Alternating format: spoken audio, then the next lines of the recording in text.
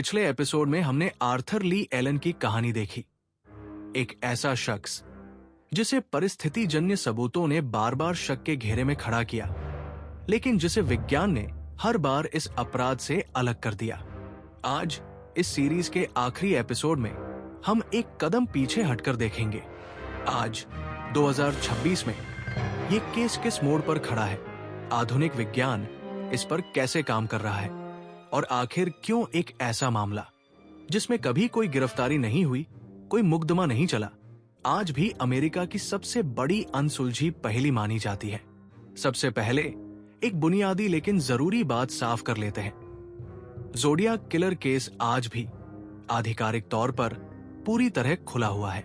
50 से ज्यादा साल बीत जाने के बावजूद आज तक किसी को गिरफ्तार नहीं किया गया, किसी पर आरोप नहीं लगाया गया और किसी को इस सिलसिलेवार हत्याकांड के लिए दोषी नहीं ठहराया गया।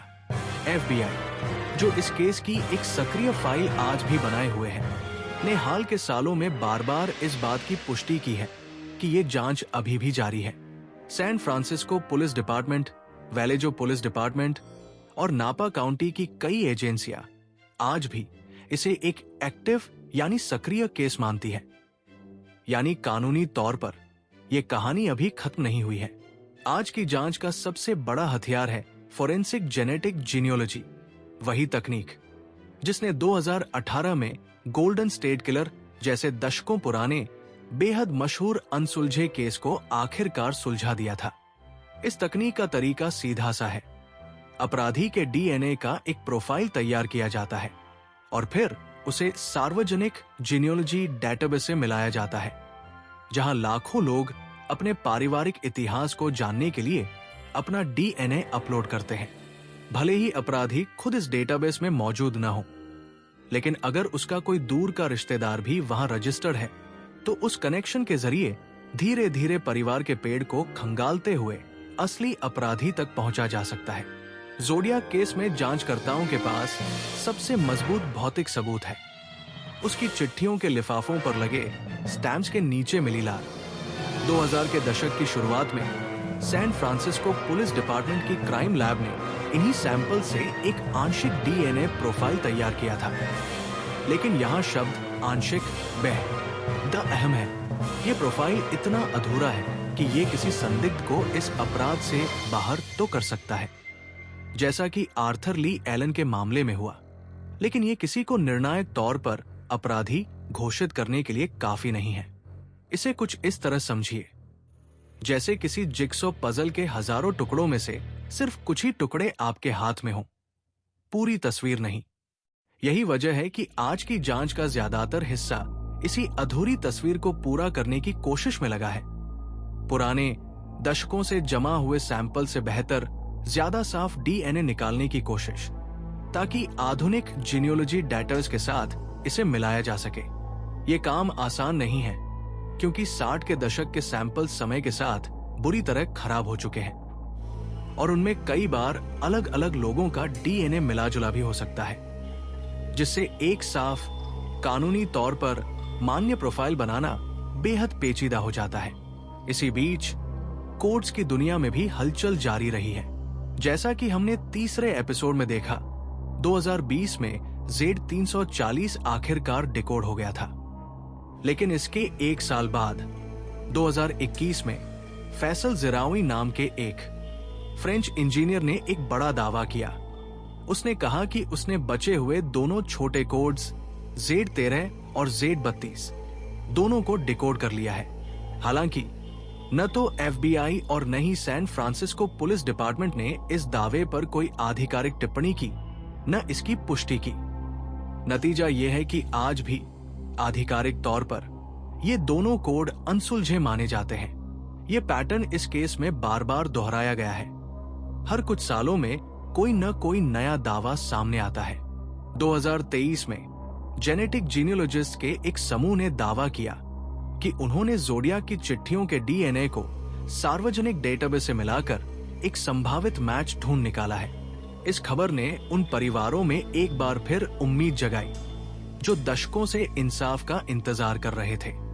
लेकिन जैसा कि इस केस में अक्सर होता आया है, ये दावा भी किसी आधिकारिक कानूनी तौर पर मान्य नतीजे में तब्दील नहीं हो पाया। इसी तरह 2025 में एक हाई प्रोफाइल डॉक्यूमेंट्री सीरीज ने भी नई सुर्खियां बटोरी, जिसमें बचे हुए जांचकर्ताओं, शौकिया जासूसों और पीड़ितों के परिवारों के इंटरव्यूज शामिल थे। इस डॉक्यूमेंट्री ने पुलिस के पास नई टिप्स और गवाहियां पहुंचाई, और जांचकर्ता आज भी पुराने सबूतों को नई निगाहों से, नई तकनीकों के साथ दोबारा जांच रहे हैं। लेकिन इन सब के बीच एक बात हमेशा साफ रही है, कानून प्रवर्तन एजेंसियां बेहद सतर्क रवैया अपनाती है। 2021 में जब केस ब्रेकर्स नाम के एक समूह ने गैरी फ्रांसिस पोस्ट को ज़ोडियाक बताते हुए बड़ा दावा किया, तो एफबीआई का जवाब बेहद सीधा और साफ था। उन्होंने कहा कि केस अब भी खुला है और उनके पास रिपोर्ट करने लायक कोई नई जानकारी नहीं है। ये एक ऐसा जवाब है जो इस पूरे केस की कहानी को बड़ी खूबसूरती से बयां करता है। हर कुछ समय बाद कोई नया, दिलचस्प, सुर्खियां बटोरने वाला दावा आता है, लेकिन आधिकारिक तंत्र हमेशा उसी सतर्कता के साथ जवाब देता है। जब तक ठोस, कानूनी तौर पर टिकने वाला सबूत नहीं मिलता, हम किसी नाम की पुष्टि नहीं कर सकते। तो सवाल उठता है, क्या ये केस कभी सुलझेगा? ईमानदारी से कहा जाए तो इसका जवाब अनिश्चित है। एक तरफ विज्ञान लगातार आगे बढ़ रहा है, हर साल डीएनए एक्सट्रैक्शन की तकनीकें बेहतर होती जा रही है, जीनियोलॉजी डेटाबेस बड़े होते जा रहे हैं, और गोल्डन स्टेट किलर जैसे केसों ने यह साबित कर दिया है कि दशकों पुराने, नामुमकिन लगने वाले केस भी आखिरकार सुलझ सकते हैं। दूसरी तरफ ज़ोडियाक केस की अपनी खास चुनौतियां हैं, सैंपल्स की खराब हालत, दशकों पुरानी जांच में हुई गलतियां, और ये तथ्य कि हत्यारे ने खुद बेहद सावधानी से अपने पीछे कोई सीधा सुराग नहीं छोड़ा। अब बात करते हैं इस केस के उस पहलू की जो शायद इसे बाकी हजारों अनसुलझे मामलों से अलग बनाती है, इसका सांस्कृतिक असर। ज़ोडियाक सिर्फ एक क्रिमिनल फाइल नहीं रहा, वो अमेरिकी पॉप कल्चर का एक स्थायी हिस्सा बन गया। हमने पहले के एपिसोड्स में देखा कि कैसे डेव तोशी के किरदार ने सीधे तौर पर बुलेट और डर्टी हैरी जैसी मशहूर फिल्मों को प्रेरित किया, लेकिन इससे कहीं आगे 2007 में डेविड फिंचर ने खुद ज़ोडियाक नाम से एक पूरी फिल्म बनाई, जो आज भी ट्रू क्राइम सिनेमा के सबसे बेहतरीन उदाहरणों में गिनी जाती है। बारीक रिसर्च, सटीक माहौल और उस दौर के डर को पर्दे पर उतारने के लिए जानी जाती है। इसके अलावा इस केस पर दर्जनों किताबें लिखी जा चुकी है, बेशुमार पॉडकास्ट बन चुके हैं। हाल के सालों में नई डॉक्यूमेंट्री सीरीजें भी आई हैं, जैसे नेटफ्लिक्स की दिस इज द ज़ोडियाक स्पीकिंग, जिसने नए सिरे से इस केस को दुनिया के सामने रखा।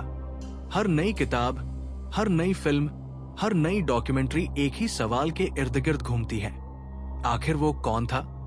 लेकिन शायद सबसे दिलचस्प बात यह है कि ये सिर्फ एक क्राइम स्टोरी नहीं रह गई, ये एक तरह की सामूहिक पहेली बन गई है, जिसे सुलझाने में आम लोग, शौकिया कोड ब्रेकर्स, इंजीनियर्स, गणितज्ञ सब हिस्सा लेना चाहते हैं। ये वही भावना है जिसने डोनाल्ड और बेटी हार्डन को 1969 में पहला कोड तोड़ने पर मजबूर किया, और वही भावना है जिसने 2020 में डेविड ओरांचैक, जार्ल वैन आइके और सैम ब्लेक को मिलकर जेड 340 तोड़ने पर मजबूर किया। ज़ोडियाक ने खुद शायद अनजाने में एक ऐसी पहेली गढ़ दी थी जो पीढ़ियों तक लोगों को अपनी तरफ खींचती रहेगी।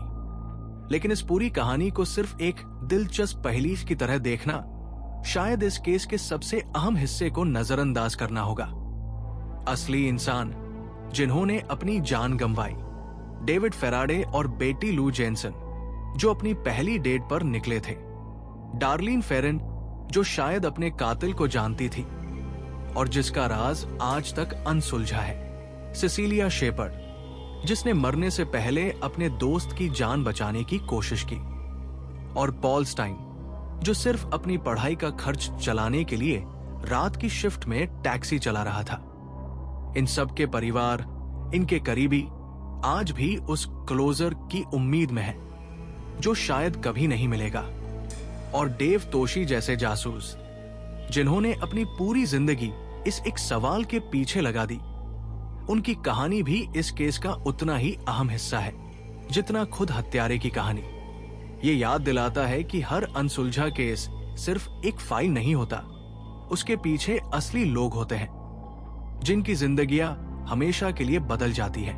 आज 2026 में खड़े होकर हम ये पूरी कहानी वापस देखें तो एक बात बिल्कुल साफ नजर आती है। ये सिर्फ किसने किया का सवाल नहीं है, ये इंसानी डर, जिज्ञासा और उस अजीब सी जरूरत की कहानी है जो हमें अधूरी कहानियों को पूरा करने के लिए मजबूर करती है। ज़ोडियाक ने खुद कभी ना ही चाहा होगा कि उसकी पहचान का राज खुले। शायद यही वजह है कि उसने इतनी सावधानी से अपने पीछे कोई सीधा सुराग नहीं छोड़ा, लेकिन उसकी यही सावधानी, यही चालाकी आज उसे इतिहास के पन्नों में हमेशा के लिए एक ऐसे साए की तरह जिंदा रखती है जिसका चेहरा कोई नहीं जानता। शायद आने वाले सालों में कोई नई तकनीक, कोई नया सैंपल, कोई नया रिश्तेदार डेटाबेस में मिल जाए और ये पूरी कहानी आखिरकार अपने अंत तक पहुंच जाए, या शायद ये हमेशा के लिए वैसी ही अधूरी रह जाए जैसी आज है। एक ऐसी कहानी जिसका कोई निश्चित अंत नहीं, सिर्फ एक लंबा, बेचैन करने वाला सवाल। लेकिन एक बात तय है, जब तक ये सवाल अनुत्तरित रहेगा तब तक ज़ोडियाक का नाम, उसका क्रॉसहेयर सिंबल, उसकी ठंडी बेपरवाह आवाज लोगों के जहन में जिंदा रहेगी। क्योंकि कुछ कहानियां सिर्फ इसलिए याद रहती है क्योंकि वो खत्म होती है, और कुछ इसलिए याद रहती है क्योंकि वो कभी खत्म नहीं होती। यही खत्म होती है ज़ोडियाक किलर की हमारी 8 एपिसोड की सीरीज। धन्यवाद इस पूरे सफर में साथ रहने के लिए।